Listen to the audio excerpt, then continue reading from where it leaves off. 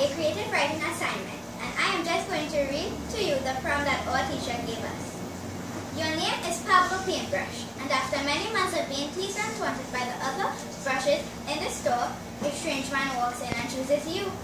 Write a story as Pablo. Good things come in small packages. I once heard that saying but never quite understood what it meant. My name is Pablo and I am considered a piece of artwork, but when placed in the wrong shop, I am as good as useless, or so I was made to feel. Beams of sunlight shone through the shiny windows of Bhagwan Singh's hardware. Every day I sat on my residence stand, number 52, praying that someone would find me good enough to be bought. Jeering and taunting was the norm for me as I was long and slender. Sometimes, even in a shelf full of other brushes, the teasing made me feel all alone. They made me feel as if I didn't belong, and I started believing it myself. But on that blessed Saturday morning, the events that followed changed my life forever. With a sudden buzz of the entrance bell, the front door swung open and the most interesting man entered. The man seemed as though he had a lot of quirky ways. He wore a white t-shirt with paint stains that had all the colors of the rainbow all over it and a pair of jet black pants. He also wore a piano black painter's beret. The man had grey, wiry hair sticking out of his hat and eyebrows that stood like angry caterpillars on his forehead. This mysterious customer had a pale skin tone with rosy red freckles all over his face and an ice cream swirl of a bear.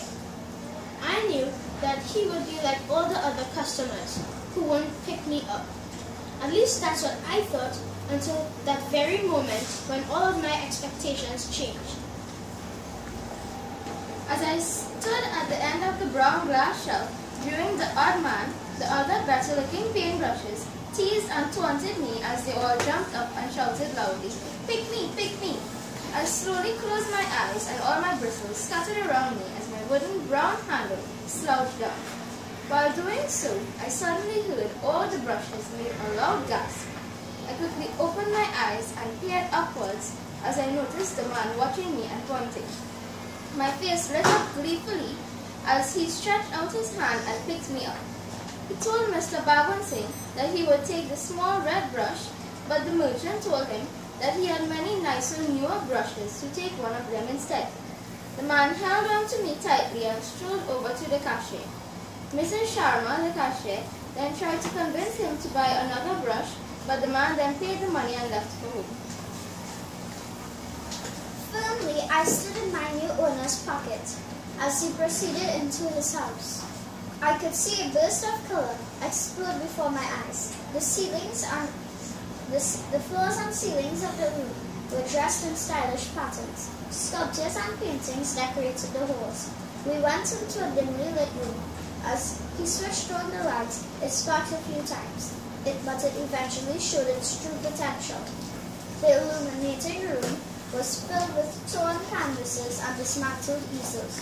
A few pieces of broken painting palettes were scattered on the floor. This would seem like a dump to others, but it was the seventh heaven to me. Suddenly, a scrumptious aroma made my handle wiggle in delight. I never experienced such a glorious odor.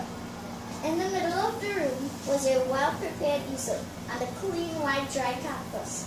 I felt a substance of great gooey goodness leak through my bristles. It was like no other I had ever felt. As the old man carefully applied the paint, I was filled with more excitement than the beige silky liquid itself.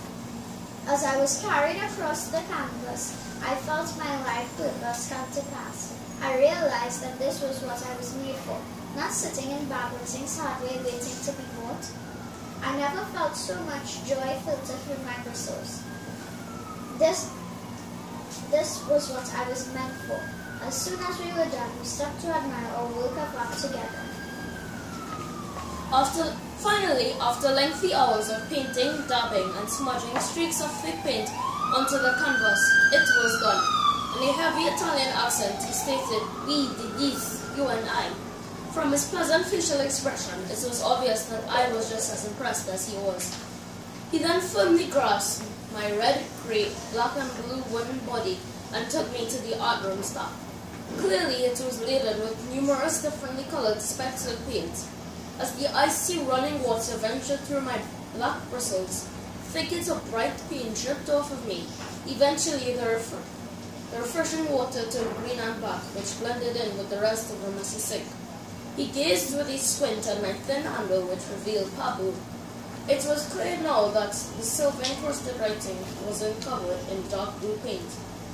In his odd accent, he again remarked, "We did this, Pablo and I." I blushed with a rush of pride circling around me. As he sighed heavily with a hint of relief, he took a slight step back and glanced playfully at our masterpiece. Satisfied, the bearded Albert grinned and commented, "Aye." A pregnant silent build-up hovered in the air. He then corrected himself. "I mean, we will name you the Mona Lisa." Days turned into months and months turned into years. My owner is now in a better place, but I stand proudly in a glass case in what is called a museum, as the painting called the Mona Lisa hung above me. It was on that fateful day that I, Pablo Paintbrush, learned a valuable lesson that's still in the back of my mind, even up to now. It is a lesson that Mama told me when my brothers teased and taunted me in balancing's old hardware. It doesn't matter how big or small you are, all good things can come in small packages.